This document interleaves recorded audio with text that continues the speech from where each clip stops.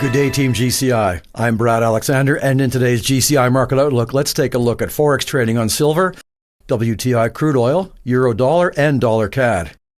Everyone, especially the Fed, is waiting for the U.S. non-farm payrolls today, aiming at very low numbers now.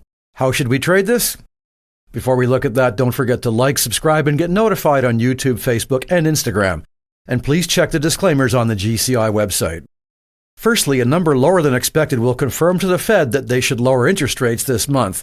This will cause the US dollar to weaken, but we see mixed strength and weakness on US dollar pairs. Dollar CAD, dollar Swiss, and dollar yen show us US dollar strength. However, it's the opposite with euro dollar, Aussie dollar, and pound dollar.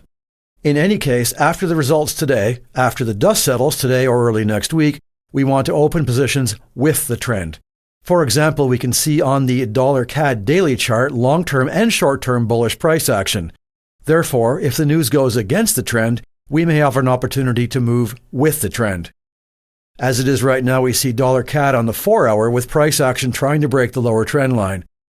If price action falls to support on the news at $1.379 or $1.375, we will have to assess the technicals and fundamentals and consider a long position. I encourage you to look at all the US dollar pairs in the same way, either long or short. Speaking of dollar CAD, the Canadian dollar may be affected by the OPEC meeting on Sunday. WTI and Brent crude are showing no clear direction, but if OPEC decides to increase production, we may see a Monday morning gap to the downside. If this is the case, we may have a nice gap trade to consider. But as always, check your technicals and check the news.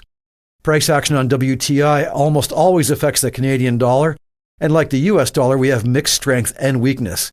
This may give us lots of opportunities on Monday.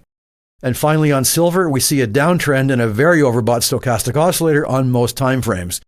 But be careful, this might be just a bullish breakout from a falling wedge. That's all for now. CFDs and FX are leveraged products, and your capital may be at risk.